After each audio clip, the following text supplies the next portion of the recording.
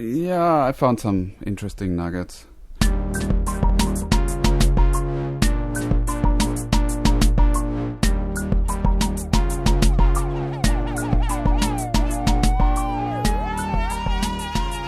Okay, here we go. Welcome to TGE, the podcast. This is episode 55. It's a beautiful morning in Los Angeles.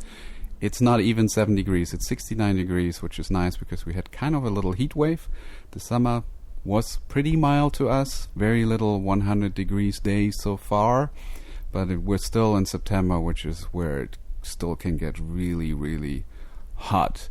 Anyway, I don't know why I'm talking about this. I'm with Tyler. Tyler, how are you today? Good, Sven. We want to thank everybody for listening to the show. We appreciate how the listens are always growing. Again, August was our most listened to month, Sven has just told me.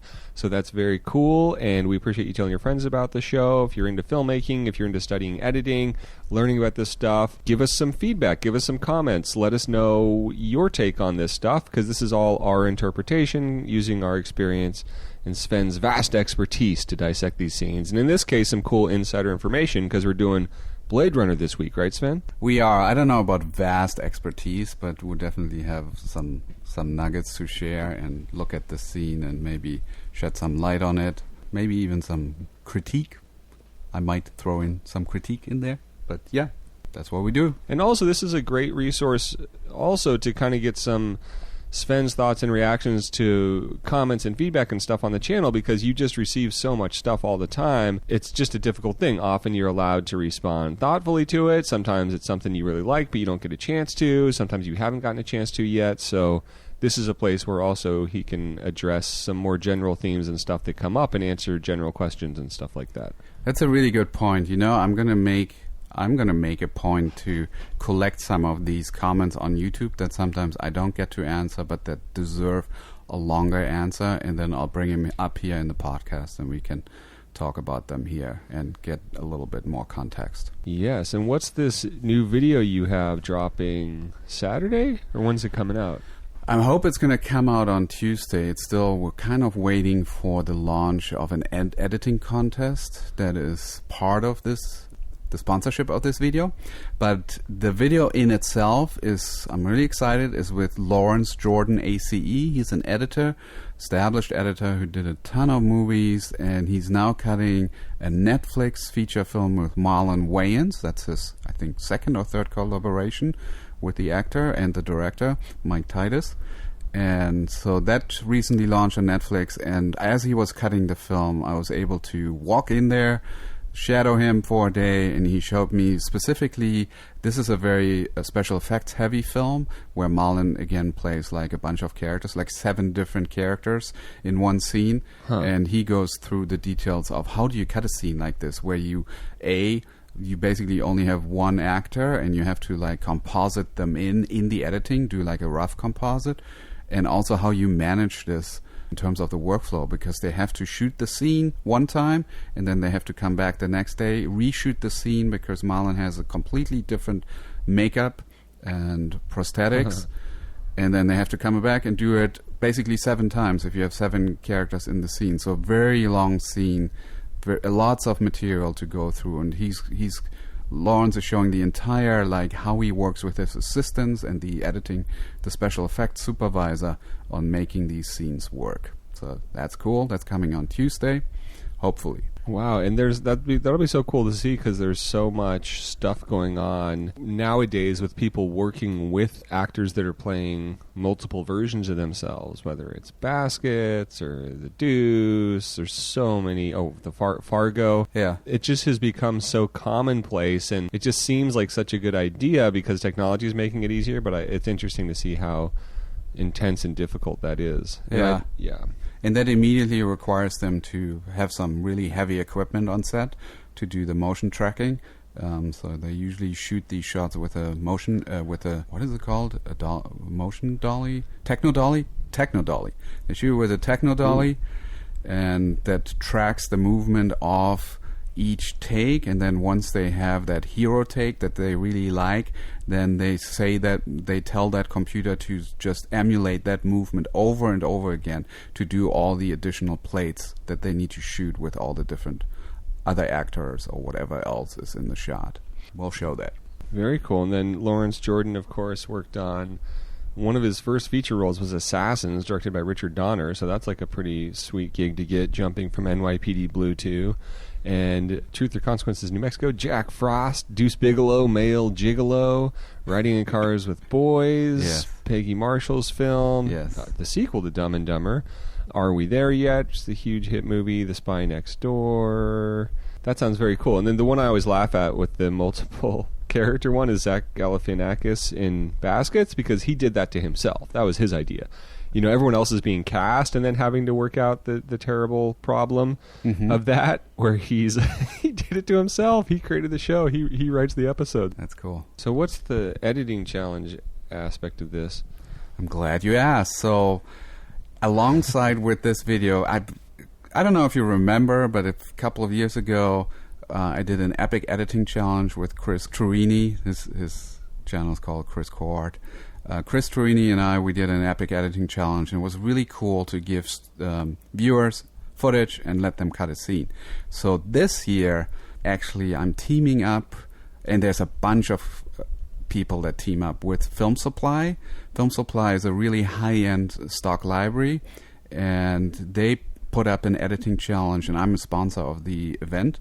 So part of the prizes, they have over like $80,000 worth of prizes that you can win. So this is like huge, big deal.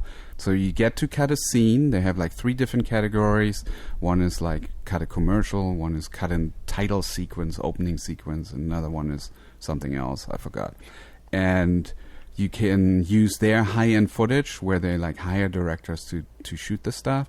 They work with MusicBed, so they give you a bunch of music tracks, and they work with Boom sound effects library, so you can use those sound effects, and you get to cut a scene, and then there'll be judges, and they pick winners for each category.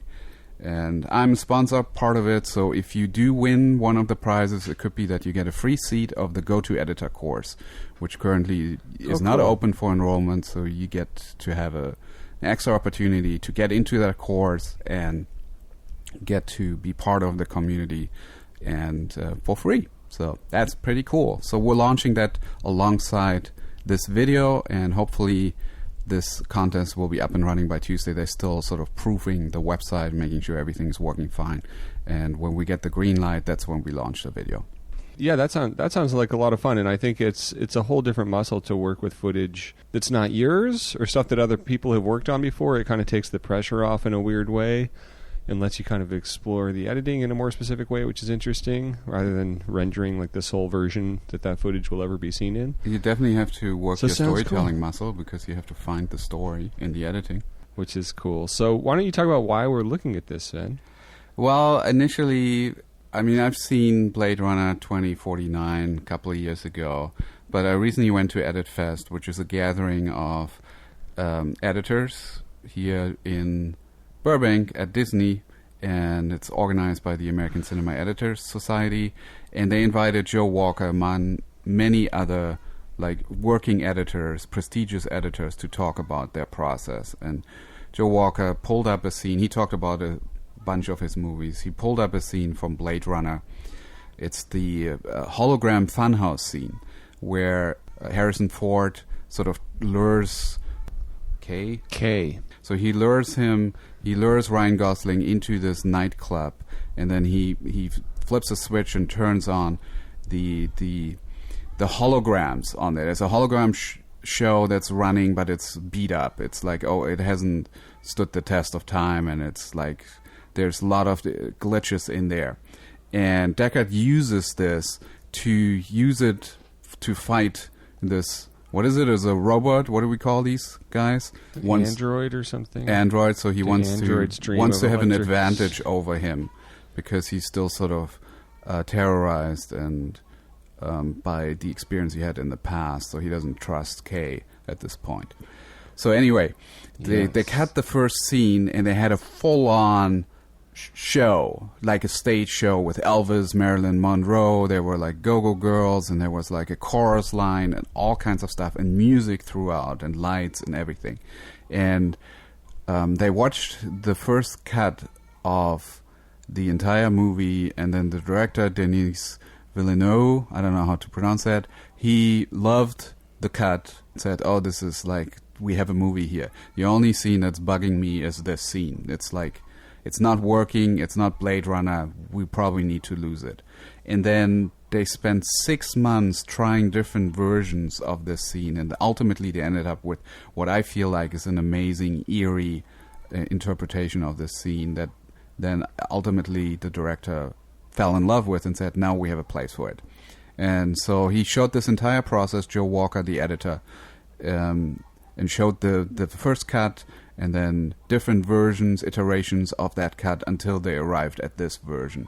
We talked about it last time, and I thought, or you thought, maybe it's a good time to look at the scene and just look at the editing here and see what the end product is. And my hope is at some point that I can convince Joe Walker to release the footage of the other scenes or help with that, maybe with the studio, and then I could make a YouTube video about this as well and show how dramatically different the end result is from the first cut and why it didn't deserve to have a place in the film and now it does. Very cool. And as to Joe Walker, he started out doing a lot of really cool British television and then made the jump to features with a movie called Grow Your Own, but also worked on The Escapist, which I recognize, of course, as one of Rupert Wyatt's first movies, if not his first movie, who went on to do Planet of the Apes. He also edited Hunger, which was Steve McQueen's first movie, I believe, which is a very stirring and depressing tale of the Irish hunger strikes, and with a 20-minute shot in there where there's no cut. It's really cool. Yeah, it was definitely his first feature, starring Michael Fassbender, and then of course McQueen went on to work again with Walker on Shame, and then of course 12 Years a Slave, and Widows. So basically all Steve McQueen's films. Walker also worked on Black Hat, which I believe is Michael Mann's movie. Yes, that is confirmed. So I'm sure that was a life-changing experience to handle that footage and work with that director. And then he switched to working with Denis Villeneuve on Sicario, Arrival, and Blade Runner 2049, and is now doing the upcoming Dune. So you mentioned that he started off in TV. He actually worked for, I think, the BBC back then. I can't remember the editor, but he assisted a very seasoned editor there, and he ended up cutting some scenes for him. And then the editor looked at the scene and said, "Why are you cutting so much?" And he's like, "Well, I got all these shots." Joe Walker says this. "I got all these angles from the scene that they did, so I used them." And then his first lesson basically was, don't cut if there's no reason. Like, the scene works great in this one shot, just leave it there. And Joe Walker is known now to be the editor that pushes the envelope on not cutting and holding a moment as long as possible. And he believes that the less you cut in a way, the more truthful the moment becomes. So that's right. A cool signature of his, is when not to cut. And I assume that helps when you're working with Steve McQueen, because there's so much in Steve McQueen's films that I can't imagine that there's Michael Mann type coverage of, or Michael Bay coverage, and Joe Walker's like, no, we're just holding on this one shot where everything happens perfectly. But who knows? Maybe it does. Maybe that's the magic of it. And there's certainly limited cutting in this scene, which is something I wanted to talk about. So what is this movie, Sven? Oh, Blade Runner? It's a 2049. Blade Runner 2049 is a 2017 American neo-noir science fiction reality film directed by Denis Villeneuve. It's a sequel to the 1982 film Blade Runner. The film stars Gosling and Harrison Ford, Ryan Gosling. Other actors are Ana de Armas, Sylvia Hoeks, Robin Wright, Mackenzie Davis, who's in the new Terminator, Carla Juri, Lenny James, Dave Bautista, and Jared Leto in supporting roles. Ford and Edward James Olmos reprised their roles from the original. Set 30 years after the first film, Gosling plays K, a Nexus 9 replicant Blade Runner, who uncovers a secret that threatens to destabilize society and the course of civilization. Original director Ridley Scott served as an executive producer on the film. Principal photography was in 2016, mainly in Budapest. Premiered in 2017. The film was praised by critics for the performances, direction, cinematography, musical score, production design, visual effects, and faithfulness to the original film, and was considered by many critics to be among the best films of 2017. Despite positive reviews, the film was a box office disappointment, grossing only relatively $259 million worldwide against a production budget between 150 and 185 million. Received 5 Academy Award nominations, winning Best Cinematography and Best Visual Effects. It did not get a nomination for Best Editing, which I think it should have. There you go. I'm not quite clear what else is nominated that year, but Joe Walker deserved one. If you are a diehard Blade Runner fanatic and fan and appreciator of the culture and impact of Blade Runner and tuned out earlier because we said android instead of replicant in reference to the Philip K. Dick book that it was all kind of based on, that's probably good because, yeah, you're right. You don't want to listen to us because we're not that deep with knowledge on Blade Runner as opposed to Curta Music, who does the music for the show, is. I'll probably be hearing from later. So sorry we don't have the deep Blade Runner lore going on, but we will be analyzing this scene a little bit. Okay, so that year Dunkirk won for Best Editing. Nominated also was Baby Driver, I, Tonya. We should do Baby Driver, by the way. The Shape of Water. Yes. We did do I, Tonya. And lastly, 3 Billboard Outside Ebbing, Missouri. Ooh. So that's funny. That's so tough that's competition. Like 3 movies we've done on the show or have at least talked about it. The movie that won Best Picture and then another one. It's hard. I don't know. I guess I could go either way with 3 Billboards and Blade Runner. Yeah, I was thinking that's probably the one that was probably... Both are great. On the fence.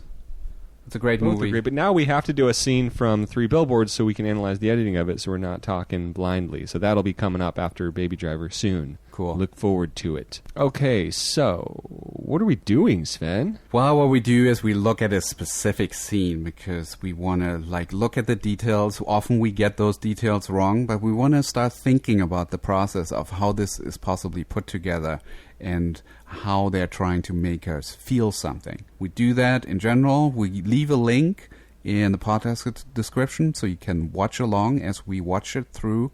You don't have to if you're on a run or you're on a commute.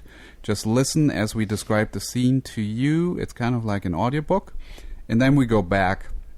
I made some notes and we talk about some specifics in the editing, the filmmaking craft. So here we go. In 3, 2, 1, click.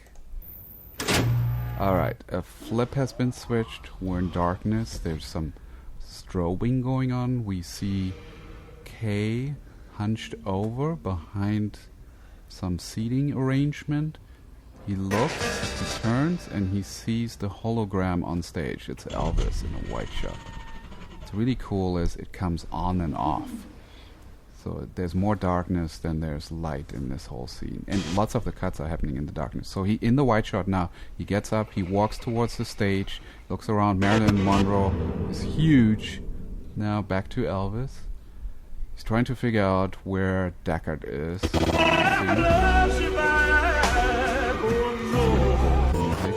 Comes in, comes out. And now we're back 3 behind... cuts in 45 seconds. Yeah. Sorry. We're back behind another chair. It's kind of confusing, actually.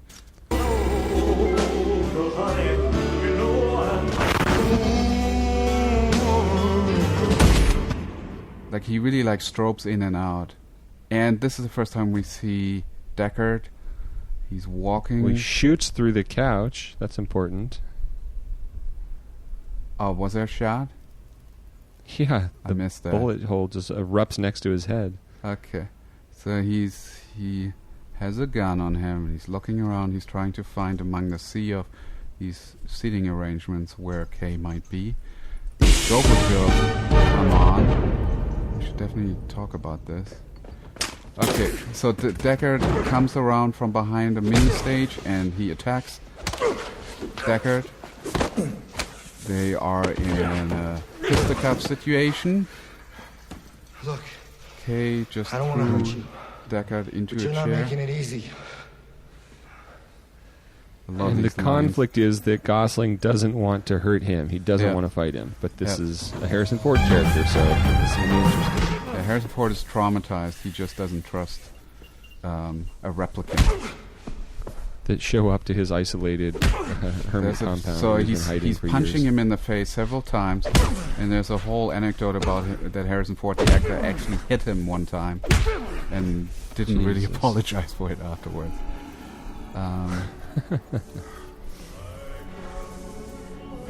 Okay, cool. So he's done punching him. We have Elvis in the middle. This is like a two-shot profile, medium cowboy situation.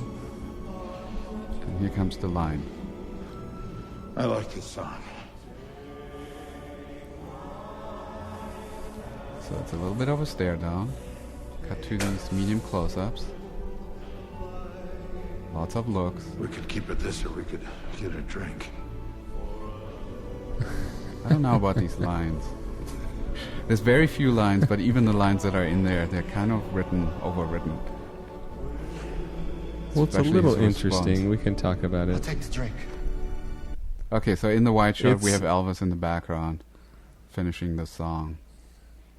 Yeah, so it's a very weird scene if you kind of just unpack it in terms of scenes that were on the table for being deleted. Yeah. And there might be more to that than just the aesthetic of it, which I totally get. But it's also kind of like, well, what purpose does this scene really serve? Yeah. And that's really probably more of the ultimate question. And like, what are the things we get out of that scene? How does it move the story forward? Looking at it from editing, and we're getting to see the two stars of the movie, the original star and the guy carrying the new one, face off. So it's like a measure of power. Who's going to win the fight? It's essentially a chase scene, fight scene that's turned into this more creative aesthetic thing, which is always cool. But there isn't really a fight to be had because it's established immediately that Gosling would win that fight. No problem whatsoever, period.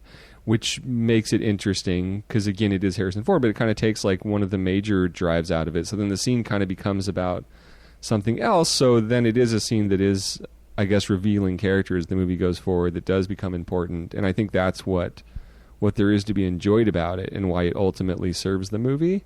Is he's kind of measuring himself up against Gosling and realizing where he stands, and that feels like an important beat to have instead of cutting to them drinking. Like, I don't know how you would even do that. Yeah, I mean, there is definitely some basic drama here in the scene, which is, okay, so you have this replicant that is superior, and you have this seasoned, I don't know what his job was, but Deckard distrusts him. He's a Blade Runner. He hunts replicants. Yeah. So, period.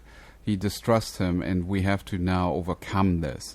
So why not use a fight scene? And why not use a scene where Deckard creates a bit of an advantage for himself because he's so inferior being a human, and using this hologram basically as some form of distraction. And he knows exactly, he's seen this show a million times, he knows where the glitches are, he knows when the light will come up, and he can use that to his advantage.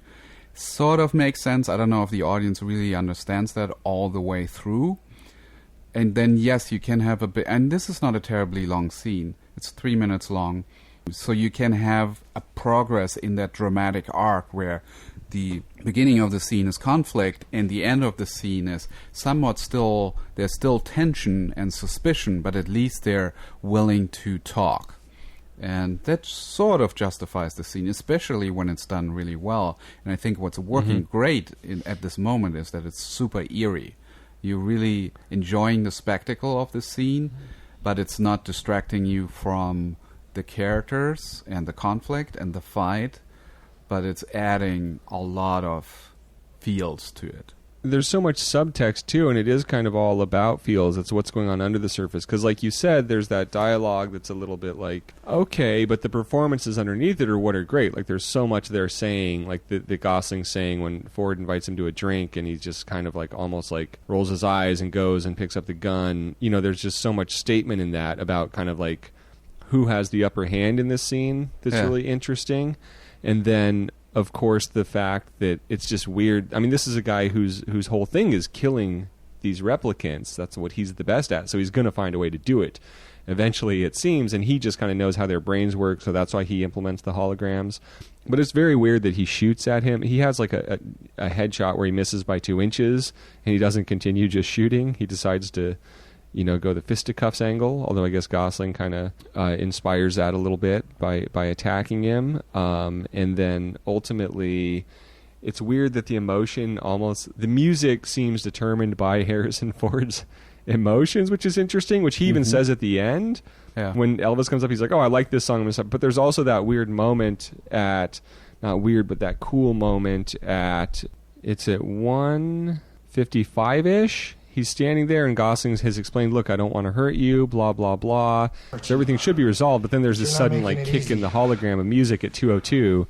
It's like Harrison Ford's like a cat or something that gets psyched out and starts attacking, where it almost seems motivated by the music, but obviously he wasn't going to stop. Yeah, that's very cool weird observation. I mean, these lines, I have some problems with these lines. This is the second time that I look at a scene where I'm like, once I think about the lines, this is like really cheesy. Look, I don't want to hurt you, but you're not making it very easy. This is the best way to express what's going on. Or at the end, right, where he says, I like this song, we can either continue fighting or have a drink, and then there's this long pause, cutting, and then I guess we'll have a drink then. This is not Tarantino quality writing, I have to say, unfortunately. But you can cut all that shit out. Because no, it's fine. The performances underneath it, though, I think are what make me want to rewatch the movie. Because watching the scene, it was like, oh, there's just this movie, and obviously the director is and Joe Walker, everyone involved, and obviously these actors are so good at the subtext of it, but particularly the director. It just makes these entire dreamscapes kind of out of subtext and emotion and feeling and imagery, and that's ultimately what you want a director doing. And there's no, I think, bigger example. And then Roger Deakins doing the cinematography, who we didn't even mention. There's just so much going on. Like they could be reading receipts to each other, and it would be fine. And I don't know what this movie, in hindsight, I don't know if it makes sense. I don't know what it is, but I do know that it was like this visceral, amazing experience. So it's kind of cool to study in that regard. If you're not a big fan of the dialogue, which is very fair. I never even noticed that it was buggy watching it. Yeah. No, I didn't watch it. I didn't notice it while I was watching the movie because it's obviously working on an emotional level. And you're saying the actors are putting so much behind it, which I agree. And the editing helps as well because what we're seeing on screen, there's a lot of depth giving by just pacing it out right. And who knows what lines have been removed. We never know, but I wouldn't be surprised if there was more of this. And first of all, very basic stuff. There's a lot of editing happening in the darkness. Well, let me just interject real quick that Gosling is known and often proclaims that he removes a lot of dialogue. He just likes to get it down to the bare essence. And the other actor that's really known so well for that is, of course, Harrison Ford. So to have those two together, it's like, if there was more, I have a feeling it never made it to shooting. Okay, cool. But then, even if you communicate the bare essence, isn't there a more creative? Let's not go there. No, it's fine. What were you saying? Even if you communicate what? Like, if you're communicating the bare essence, shouldn't there be still some more subtext to the lines as opposed to what the intention of the line is and what they're saying is exactly the same thing? Yeah, and I think they're conveying that in the performance, and it's very well that may have existed and it was cut out in editing, but I'm saying there's also an editing process that these two particular actors are very well known for taking the script through before, when they're on set that day or they're leading up to it or whatever. Yeah. It's like, do we need this? Do we need this? Do we need this? Yeah, I mean, I think you could be doing more editing. Like, you could have him say, hey, we can either fight or we can have a drink, and then you cut to them having a drink as opposed to Gosling saying, I guess I'll have that drink then.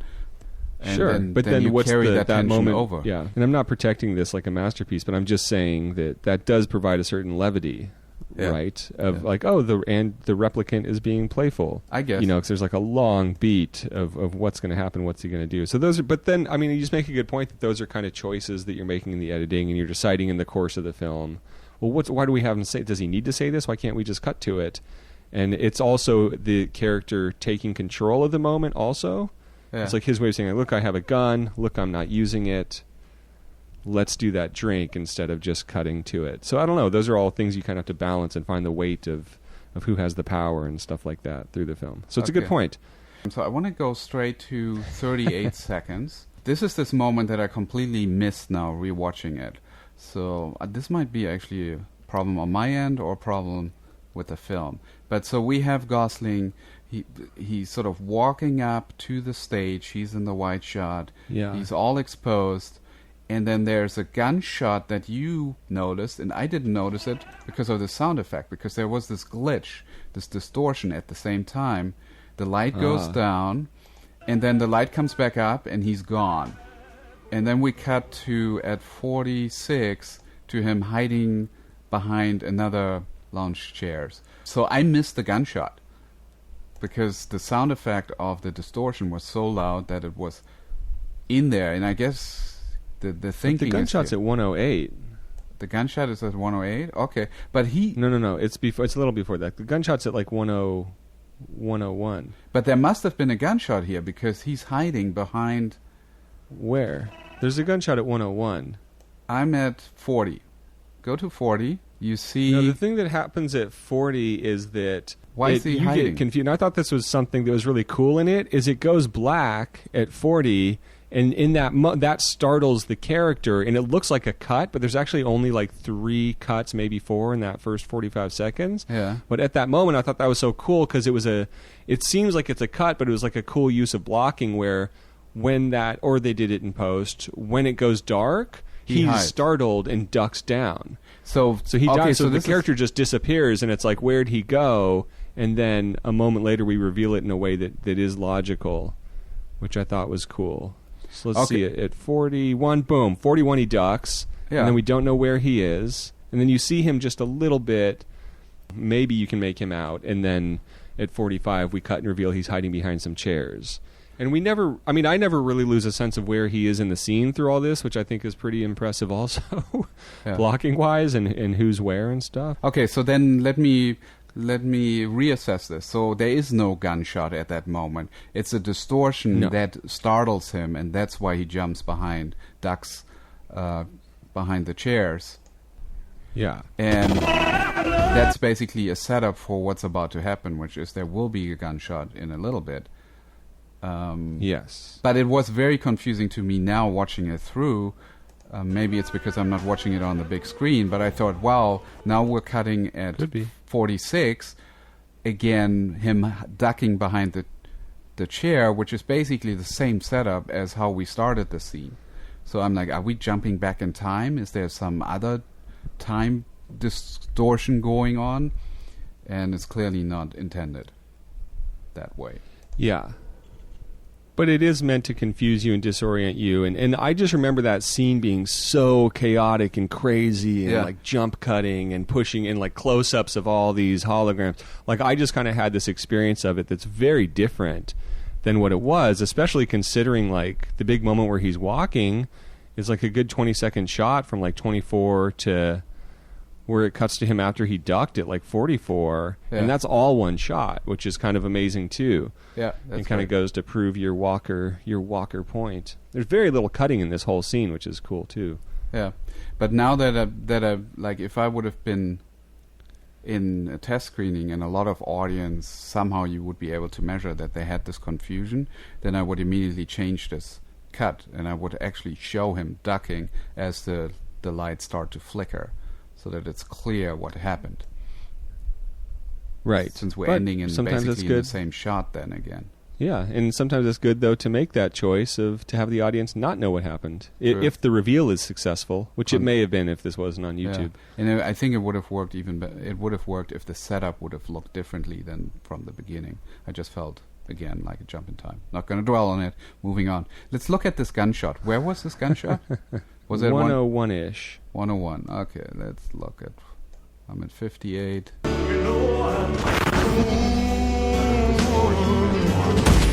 Okay, so 103 was a gunshot, and we can clearly see that Gosling in the medium close-up is startled. I missed the gunshot because it was as loud or less loud than all these distortions. This is why you need to see this in Dolby Atmos like I did. Yeah. Okay. I think that's cool. That's well done. Wide shots of Deckard walking around in the club looking for him. Not startled or bothered at all by this stuff. Yeah, he doesn't feel it's cool how all that's conveyed. Like, he's not, like, a worse movie is going to have, like, I'm going to turn on the lights so he's confused. Like, where you're just kind of, as an audience, getting to pick up all this information and figure it out and piece it together, which is so cool. Yeah, while we're at it, at 1 minute 30 seconds, if you freeze right there, you see these, it's the same dancer replicated a couple of times on various stages, like these mini round stages. And I remember reading in an article, Art of the Cut, the interview where Walker talks about that he found this moment of these dancers before they were actually doing their take, where they would get ready to do the action, and he would see how they, like, their chest was pumping as they were, like, taking deep breath, like these impulsive breaths to get ready. And he used that right here at 1:30 to show them get ready to start dancing, and he thought this was really powerful to get into this moment. Yeah, it's a happy accident. It's the kind of stuff you find after the director says cut or before he says action, where the actors do something really interesting, and they're not in the moment yet. They're like maybe less self-conscious or unaware, or they're doing something really human that makes it interesting. And yeah, it adds this whole crazy hypnotic effect to it. And so, and all that was added, they had complete control in post of all the holograms and everything, obviously. Yeah, well, it's actually, there's a lot more preparation during the shoot. So they had to shoot the scene first, and then Joe Walker and his team had to go in and design everything so that they could shoot the holograms. That's how I understood it. Yeah, and Deakins is doing a lot of lighting that's on set, right? That's not necessarily just done in post. Yeah, exactly. Huh. And so they were actually shooting these actors on stage, but it became its own plate, and then they would impose them back into the scene, and there was no 3D tracking or everything. Everything was done basically manually, and so they had to make sure that they have the right angles on every performance, on Elvis, on Marilyn, and all that stuff, so that they can superimpose it, roto it in. Awesome. It's a cool scene. Yeah, it's a fun scene. I mean, it's just a great thing to explore in terms of subtext and everything else we talked about. It really made me excited to kind of rewatch the movie again, realizing how rich all this stuff was, to get to re-experience that. Obviously, I'm going to be doing it on a big screen because we're missing things here on YouTube. And if you like what you're hearing, tell a friend about the podcast. You have a Blade Runner fan who wants to give us some Blade Runner intel, tell them about the podcast. Where can they post comments, Sven? On Twitter at ThisGuyEdits. Excellent. You can subscribe to the podcast on iTunes, Stitcher, Spotify, anywhere that podcasts exist. We would like to thank Curta for the music. And as Sven always says, happy editing. Send us some suggestions. It's iPhones and TV shows about tweakers. There's no sane zone, so put your head between the speakers. There's no sane zone, so put your head between the speakers. Tossing it back to you. That was the toss.